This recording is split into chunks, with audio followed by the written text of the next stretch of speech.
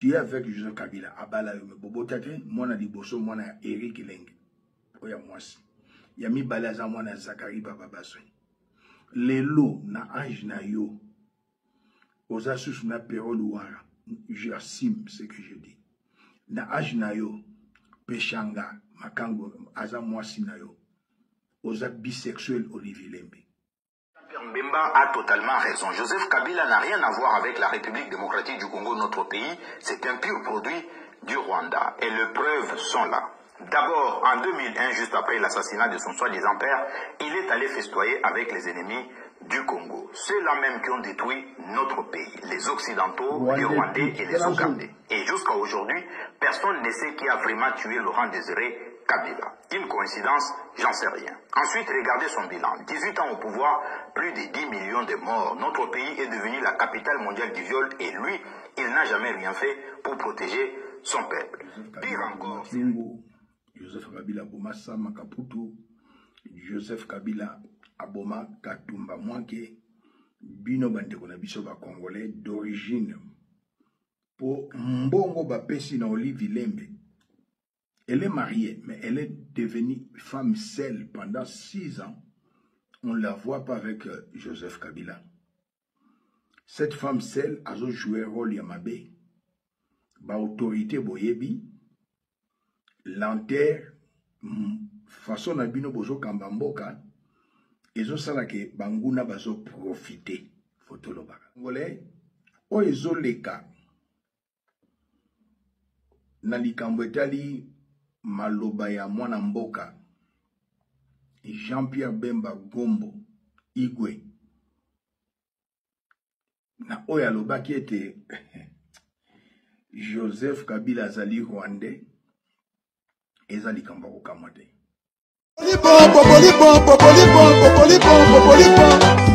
bokota na bapalin badiaspora bokota na bapalin bakombata bokota na palin bacongolais boza monde entier na 5 continents mokili mobimba bosabone na Congo Dialogue info ya sur kopesa masolo dialogue esengi boyokani dialogue esengi bolingani dialogue esengi tosangana biso nyonso bakongole toza na monde entier tosabone na Congo Dialogue info esika nini bakomona mwana mwasi oyo aye na idéologie Facile Ngembe. Bonsoir na peuple congolais. Wabino, prophète surnaturel MB Élysée, défenseur ya patrie, paix ya pouvoir ya peuple.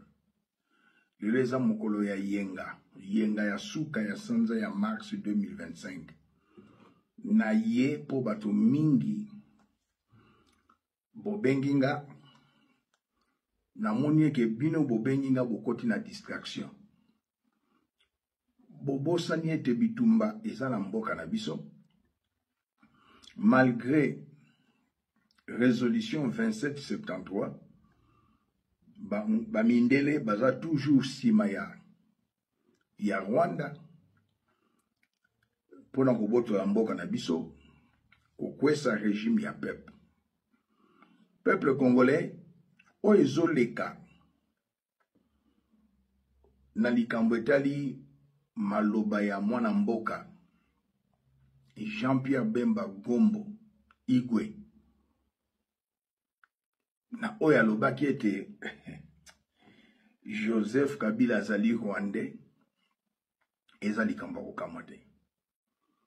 Bokoti na distraction pe na yebisi bino pe na koyebisaka bino pourquoi sali yango eza po balongola bino na likambo ya bitumba. Wana c'est de 1 ya mibale po mbongo bapesi na Olivier Lembe. Elle est mariée, mais elle est devenue femme seule pendant 6 ans. On ne la voit pas avec Joseph Kabila. Cette femme seule a joué un rôle Yamabe. Ba autorité boyebi. L'enterre, façon na bino bozo kambamboka. Ezo salake banguna bazo profiter. Photo lo bakala bino. Yambona kende, j'ai les images ya kolakisa awa. Oto bengi na lopo na justice ba évidence. Joseph Kabila prêtaki serment en 2006. Aiko prêter serment lisusu na l'élection ya lokuta après 2011. Botala les deux prestations de serment.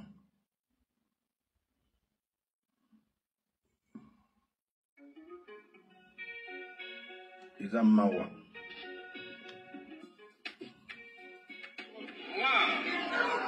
Joseph Kabila, président de la République démocratique du Congo. Je jure fidélité. Nakati, 2006, Ayibi Maponami, et pas à mon amboka Jean-Pierre Bemba Gombo. Bamindele ba imposé les biso yendeng bachaki en 2001. Tango Baboma qui Laurent Désiré Kabila, lui il est co-auteur.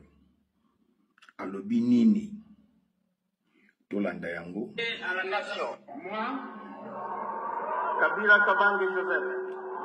Au deuxième élection 2011. De la République démocratique du Congo. Vous pouvez poser la question au président actuel. Le surnom de Kabange. Voilà. Il est venu d'où? Il a dit qu'il était chez nous. On lui a dit, c'est chez nous, c'est Congo et Kabange, vous êtes pris, il était Kabange. Vous pouvez vérifier tout ça. Vous pouvez vérifier aussi que les documents de Joseph Kabila signés à l'époque, il n'y avait pas Kabange. Vous voyez quoi? Joseph Kabila. Donc je vous dis pourquoi j'ai été nommé. Je vous dis que j'avais une mission ici de créer avec tous les Kabangais la paternité de Joseph. Et ça, c'est une mission que j'ai réussi.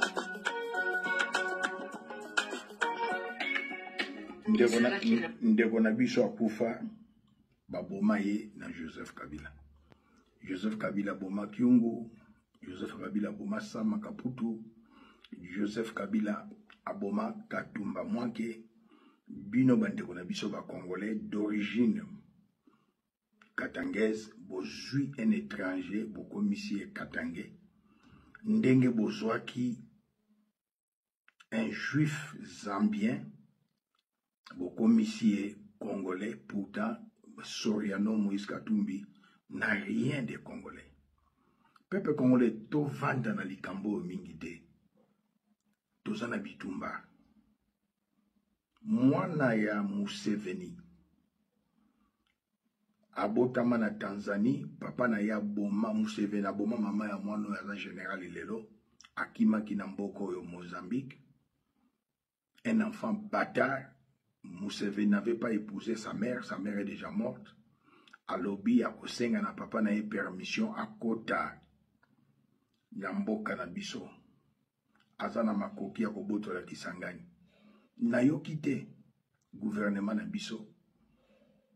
Babengisi mini motambwisi ya représentant ya mboka Uganda na mboka na biso. Babengisi ete. Pe nazomona silence de radio, silence de mort. Na autorité na biso kobanda na mokonza mboka. Tina gouvernement. Bolobaka te que nous sommes attaqués par les Ougandais, sauf les Rwandais. Mais pourtant nous sommes attaqués aussi par les Ougandais. Museveni, c'est pas exact tautologité. La répétition est pédagogique. Il est arrivé en Ouganda à l'âge de 6 ans. C'est un Rwandais Tutsi devenu président en Ouganda. Comme celui qui est au Kenya, Rwandais Tutsi. Peuple congolais. Congo est un politicien, ya biso nyonso. Likambo ya mwana mboka Igwe eza tout à fait normal. Tolanda suselo konde kwa lobi po nadinga kocha biloko bandeko pe mususu po toyeba nini ezali koleka na mboka na biso. Soyons clairs, le président Jean-Pierre Mbemba a totalement raison. Joseph Kabila n'a rien à voir avec la République démocratique du Congo, notre pays. C'est un pur produit du Rwanda. Et les preuves sont là. D'abord, en 2001, juste après l'assassinat de son soi-disant père, il est allé festoyer avec les ennemis du Congo. Ceux-là même qui ont détruit notre pays, les Occidentaux, les Rwandais et les Ougandais. Et jusqu'à aujourd'hui, personne ne sait qui a vraiment tué Laurent Désiré Kabila. Une coïncidence, j'en sais rien. Ensuite, regardez son bilan. 18 ans au pouvoir, plus de 10 millions de morts. Notre pays est devenu la capitale mondiale du viol et lui, il n'a jamais rien fait pour protéger son peuple. Pire Pire encore, c'est lui qui a ouvert la porte aux Rwandais dans notre armée et dans nos services de sécurité. Joseph Kabila a infiltré nos défenses nationales au point où aujourd'hui notre propre armée est totalement méconnaissable. Sous son règne, c'est Kigali qui décidait de tout, même les nominations de ministres et de généraux passaient par le Rwanda. À quel moment un pays souverain peut accepter ça? À quel moment un peuple souverain peut accepter ça? Et parlons des richesses du Congo. Grâce à Joseph Kabila, le Rwanda est devenu producteur de minerais qui ne se trouvent même pas sur son propre territoire. C'est du vol pur et simple avec la bénédiction de Joseph Kabila.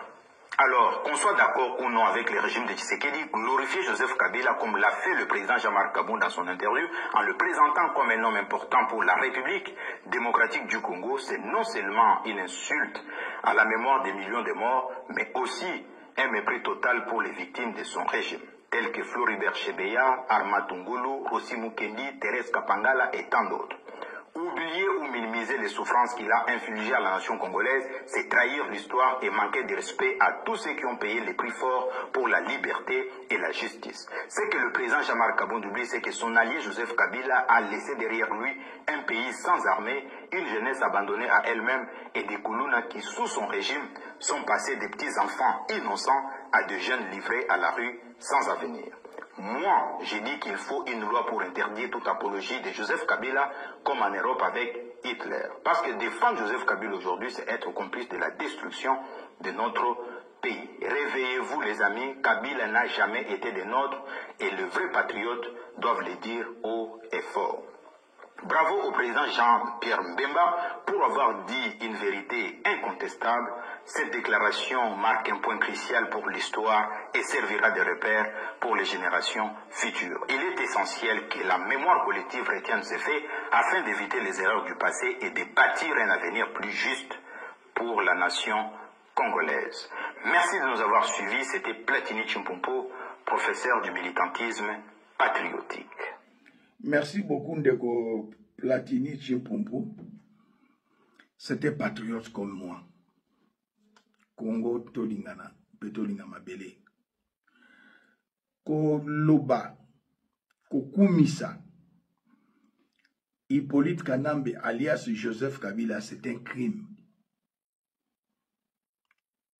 C'est un crime. Et Moutolokola Jean-Marc Kabundi, abimi na boloko, mais boloko était yakate. Joseph Kabila, de son vrai nom, Hippolyte Kanambe, c'était Rwandais touti. Mon amboka Jean-Pierre Bemba n'a rien à voir. Alobi Bobele, Bosolo, biso ba combattant, biso ba résistant, biso ba ito telema. Toloba yango na tongo. Papa Coutinho Fernando, mon père spirituel à Lobango, la République est en danger, sauvons le Congo. En 2003, na Tongo, et moi j'étais derrière le général maréchal, il y a résistance, l'archevêque Coutinho Fernando. Mon amboka Jean-Pierre Bemba Sali Boye, Batindi, Mbongo et pas ya Denise, et puis pardon, et pas il y a moi c'est Olivier Lembe. Olivier Lembe a Zumbongo et pas ba pakistanais, ba indien, ba chinois, ba entreprise mobali na ya azusala na mbongo ya Congo. Apesi Colette Kimuntu akaboli mbongo ba mandi ko ba contre mwana mboka Jean-Pierre Bemba. Congolais pour la corruption, pour la ezapasi. Mais beaucoup kate. Na esiko na mozindo on a bien la révélation. Na gouvernement oyo, la seule personne oyo azali na souci ya mboka. Ya na mabel na bao bazo diriger, c'est d'abord le président Félix. Na gouvernement mon mboka Jean-Pierre Bemba Gombo. Ba Rwandais batali bo photo kabola bango. Potozwa Félix. Ndenge ba Rwandais ba kotaki na ba français na kopesa ba détail te ezaki fai munene ba konzi boyo ka ba français te. Boyo kolongola Jean-Pierre Bemba Gombo ministre ya défense. Constant Ndima bolongolier gouverneur ya Nord Kivu À l'époque, je suis Kassayen, je suis Moulouba. Balouba ba pesibino ba mbongo na Joseph Kabila. Ba mususu pasaki pe ya PPRD. Lokola ba Jekoko Moulumba abatami a pesi ba tumusu mbongo. Jean-Pierre Bemba linga sala coup d'état. Jean-Pierre Bemba linga sala coup d'état. Président Oyokaki, Fotondi Mayango, quand tu au sali malamu, Soki au sali erreur pour l'erreur est humaine, tout est infaillible. Tikana le Belao, monsieur le président. Oui. On dit qu'il y a une conséquence sur les collègues conseil. Si Jean-Pierre Bemba était toujours ministre de la Défense, Constant Ndima, gouverneur militaire na Nord Kivu, Mbele Goma et Koyate. Ceux qui Goma et Koyate, Buka Felinga ou Koyate. Et l'eau qu'on a scobaye nango. Na Bazoloba, Barsalande, on a monsieur le président pour Bokabouana. Jean-Pierre Bemba n'a aucune idée. Yako Longola one bonga, ezalinde Paul Kagame. Kabila, les Rwandais Tutsi, les Rwandais Hutu, Vitali Kamere, les Juifs Zambiens Soriano Katumbi, les 4K, Obamindele Bazo, poussé Bango pour Longola yo. Kolanda Bangote. Monsieur le Président et peuple congolais, j'étais à la DEMIAP. À l'époque, Bison Tobanda DEMIAP, directeur général et acquis général Sikatenda. Nazalaki na département et renseignement.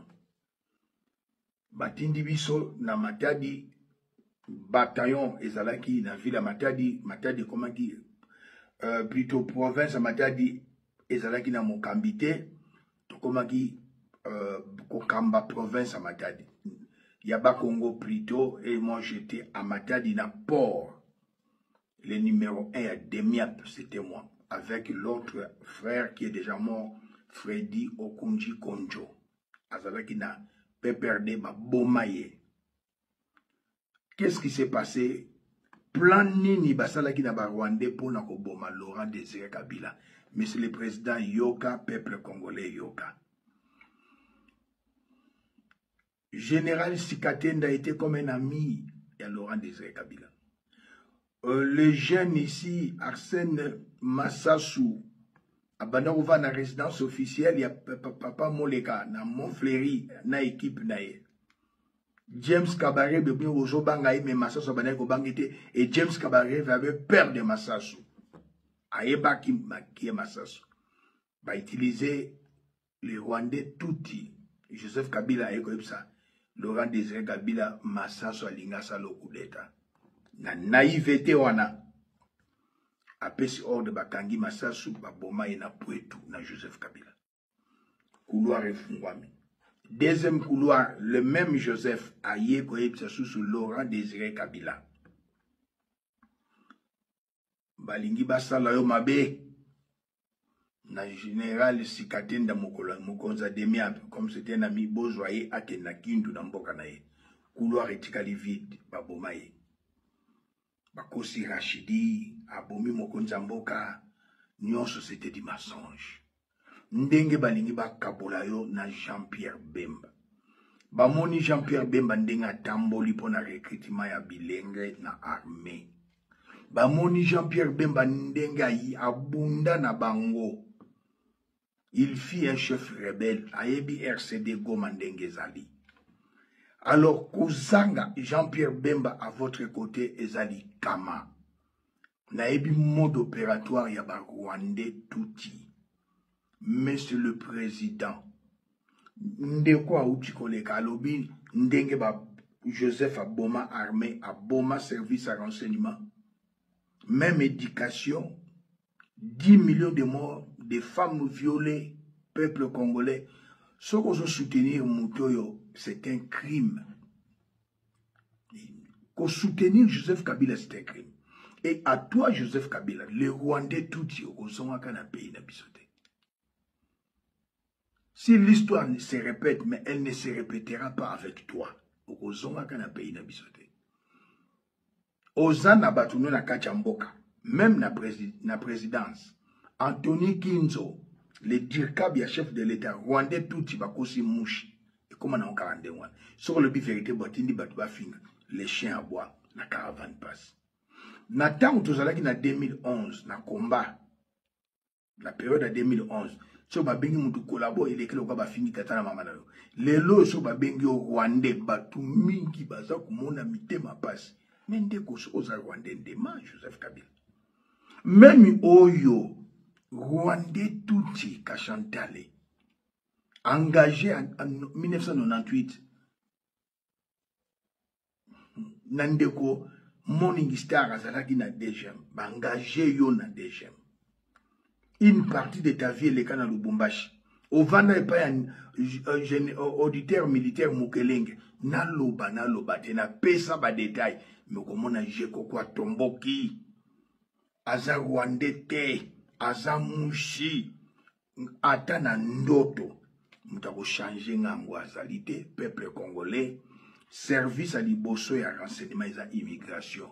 Et à passoire. Joseph Kabila Tchakayewan. Boebi muta longola kaye na DGM. Ozalaka na DGM ba longola kayo na François Beya. Tangazaki numéro 1 à DGM.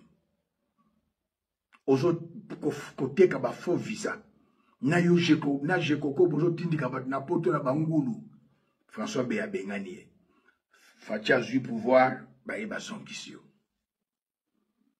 Tu es un Rwandais tout dit. Ce n'est pas une insulte. Je ne peux pas insulter les gens. J'ai une très bonne éducation. Bien élevé, bien éduqué, bien instruit. Mais ceux qui va bengi mutu Rwandais tout dit. Comme ko benga batu de part et d'autre kufinga. Les chais à bois, la caravane passe. Kachantelle est situé Rwandais tout dit. Kachantelle a teka 1800 visas volants. Jeu de preuve, monsieur le président. Il y a 1800 Rwandais tout na ville à Kinshasa pour na kosala mabe na yo. Kachantale un Rwandais tout dit. Son adjoint un Rwandais, son dirkab un Rwandais tout dit. Toloba te. Tokoloba. Tokolemba koloba te. Ero Jekoko Mulumba Mudeme Vimbi. Un malhonnête, un traître. Tu n'es pas le frère de Félix Antoine Tshisekedi. Ton père est Mulumba, mais bazan de papa est Tshisekedi te. Bozolia ba miette et sacrifier la nation. Okutana Joseph Kabila na mboko. Bosolola. Peuple congolais. Joseph Kabila est Rwandais touti.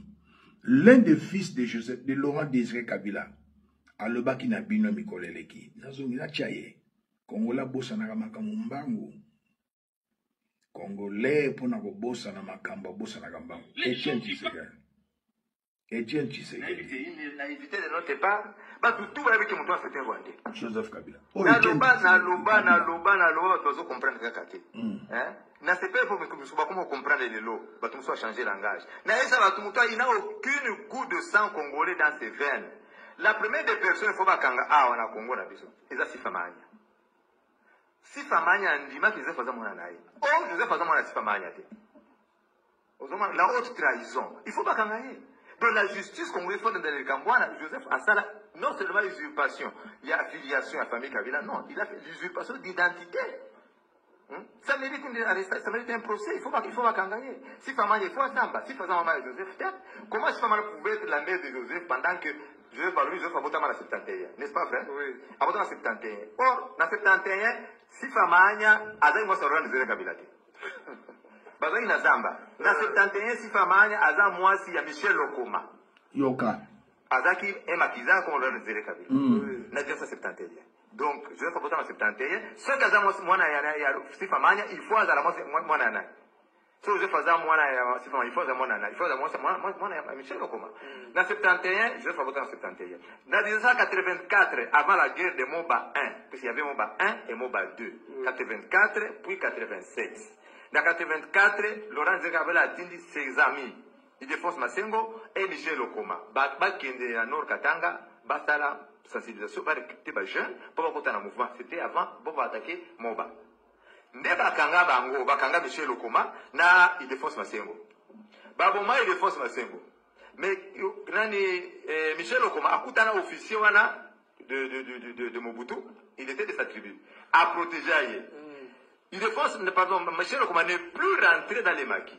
Laurent Désiré Kabila pensait que Yépé Assanini a Koufa. En 84.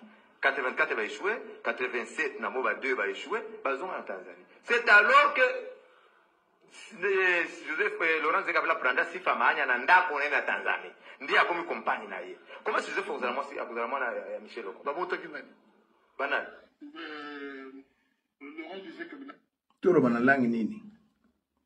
So bala boza rwandais eza insultité, ezali na identité na yo, nationalité na yo. Comme Kachantal c'était un rwandais touti.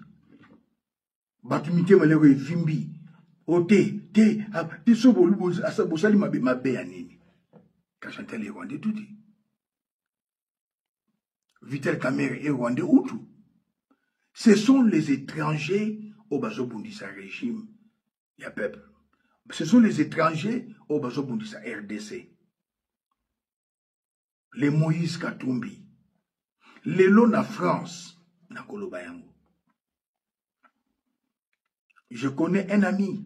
Allié dans un restaurant Barbiso Congolais qu'on a à Château Rouge. Ndekona s'est retrouvé dans poison. Mais c'est le président Yoka.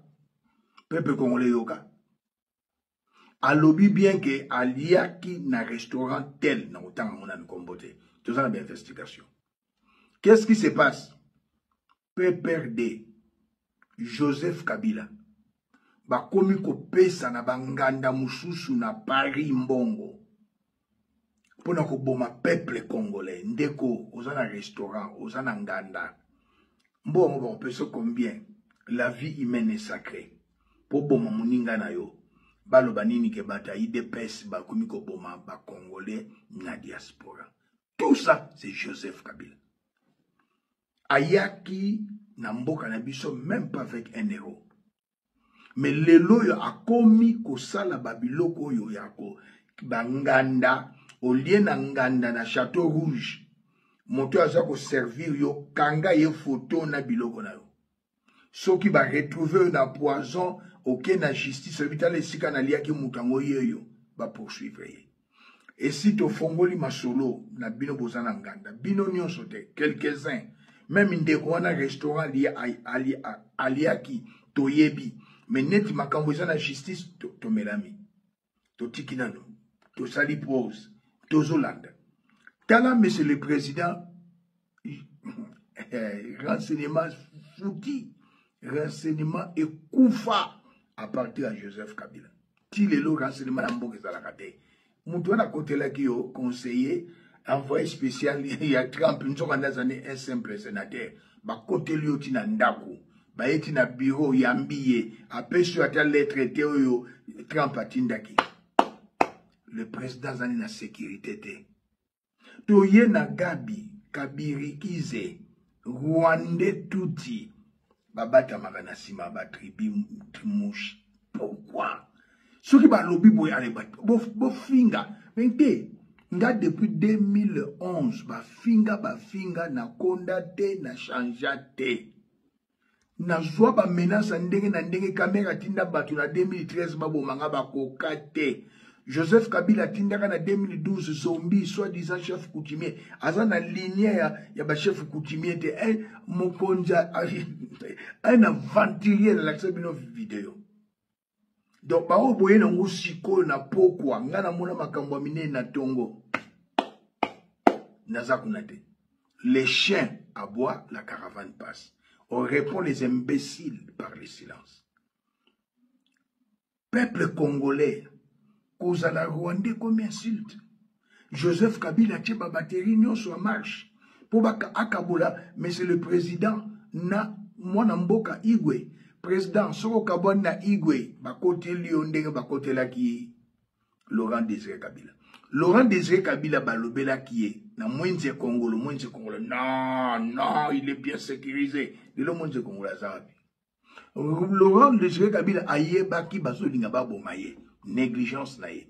Mais c'est le président Oyebi qui est basé dans Babo Malo. Biso Toyebaki Rachidi après la mort de Laurent Désiré Kabila. Lelo dans le baki hier na Zongeli. On prépare un babimisi soi-disant Rachidi na tangu na yo. Ba comme quoi accuser batumoko boyebe. batindi batu baloba batie bango maloba na monoko bazoloba pe na ndenge esengeli te. Un innocent que tu connais muto aussi bosolola na ye, il n'est plus avec Joseph Kabila, batindi batu baloba po ba distraire batu toza wana toza na bino mayele. L'homme invisible aza na bino mayele, aza na Paris.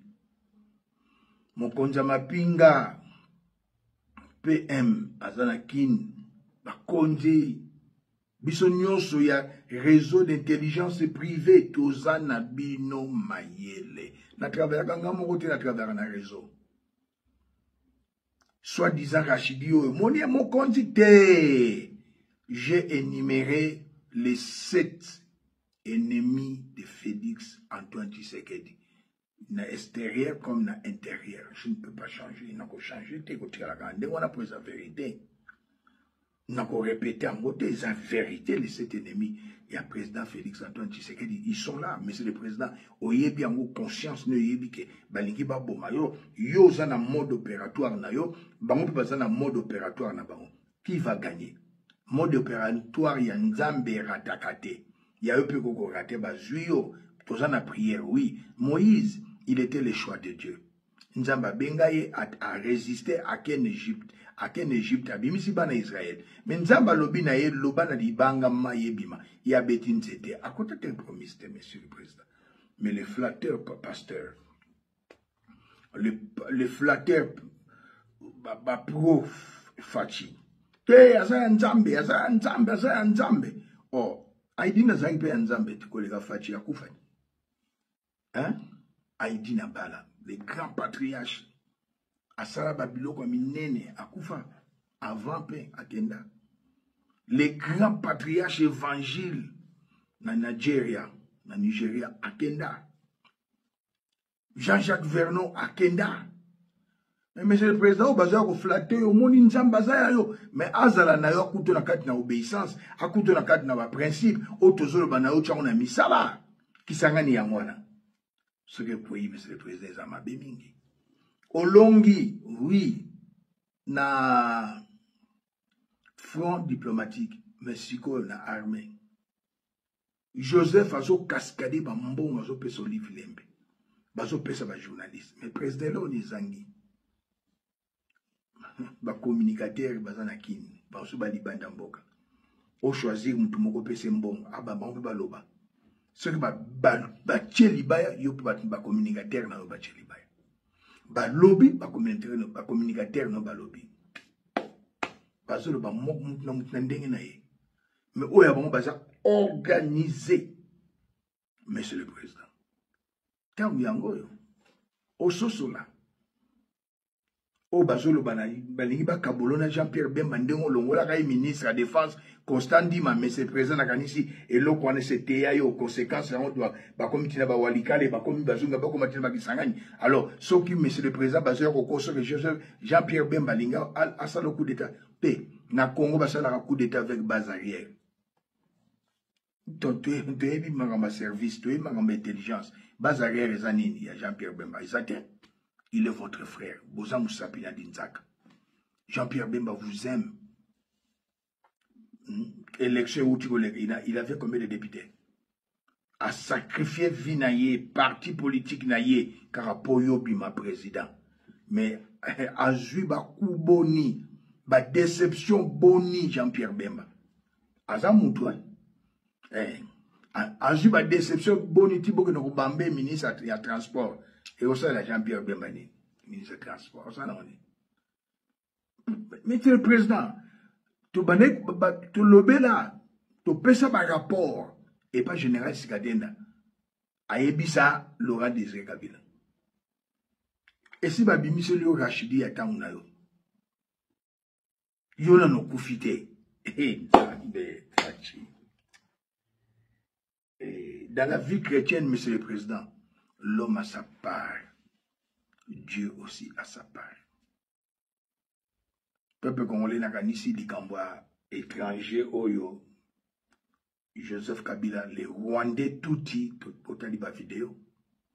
Etienne Kabila Zala Prudent, Babouaka qui en a prison. Bata Joseph Bazari na Sima, Lelo bazoluka mutu na yo Etienne, c'est pas pour kobangi sa yo mais ça prudent oyeba ba fréquentation na yo na Kinshasa kobimaka au-delà ba 21h 22h te zalaka na ndako. Nzambe ungana sambelaka na Nzambe archevêque Coutinho, Nzambe Simon Kimbangu, les grands prophètes africains abatela yo. Mais zala prudent. Zala prudent. Monsieur le Président, tout est déjà préparé. Balinkara Jean-Pierre Alongwa, pas. Bazan la présidence. Dirkab no Rwandais tout. JR, Mokonza JR, Gabi Rwandais tout. Tala, batondi wana. Biso tozoli bakara po. Le long to komo laksana ba vidéo ya Ngwanda ndenge tanga lobaki oncle Ngwanda. Biso betozolo banayo. Peuple congolais, tous à la vigilance. Joseph Kabila Kotikala Kozongate. Ce qui a dirigé qui Congo, c'était une punition que Dieu nous a donnée. Tant le baki, Laurent Désiré Kabila ya, Ezalakinde Barwande la Simanae. Nanga, Joseph Kabila, Paul Kagame Barwande. Rwande, ce monsieur n'est qu'un patin. Azanika qui étiquette. Olivier Lembe tika babiloko zosala. Tu es avec Joseph Kabila abala yo bobo tate mwana liboso mwana Eric Lenge oya mwasi ya mi balaza mwana Zakari baba baswe lelo na âge na yo oza susu na Perol Ouara j'assume ce que je dis na âge na yo peshanga makango aza mwasi na yo oza bisexuel Olivier Lembe. Aussi si ba fille à théâtre kobimara na bango pour Joseph Kabila a 5 sarasou nzoto na yote okoma femme seule ozo souffrir femme seule olandaka mbongo mais lelo yo na kati na foyer na yo ozo sepela te Olivier Lembe Keba Olivier Lembe Keba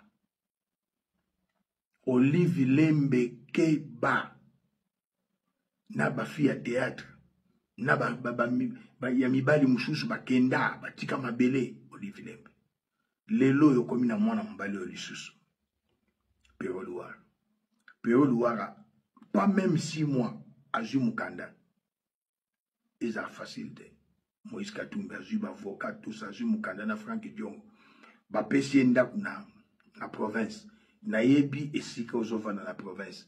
Je ne peux jamais dire à n'importe qui on a besoin d'y voir.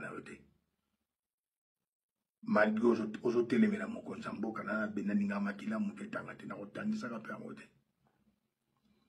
Oyaka na Bruxelles, au Kotaka restaurant Rwandais. Tu ne fréquentes que les Rwandais. Petit Perol Ouara. Car Bangona va au Bomologa, Bomalo, Désiré Kabila. Boke banabiliali na Château Rouge bakomi ko boma batu po balati sango idepes boza na mayele. Président Félix Jean-Pierre Bemba est votre frère. Vous avez à disposition comme commandant suprême ya FARDC na ya police qui sangane koyate. Merci.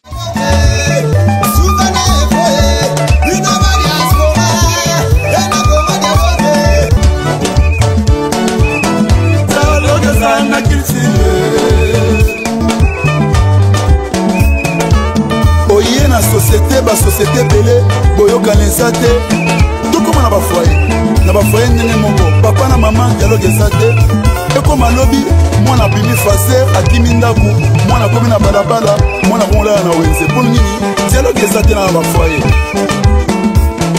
omoni lelo mindele basanganaki basali héros mbongo ekomi makasi mpona dialogue nde sali dollar lelo esala makasi dialogue nde sali lelo livre sterling ezala makasi yango moni dialogue eza nécessaire na vie na biso dans tout ça dialogue eza unitaire tchachikicha Congo dialogue Congo dialogue Congo dialogue tosaboni biso nyonso na Congo dialogue sur YouTube.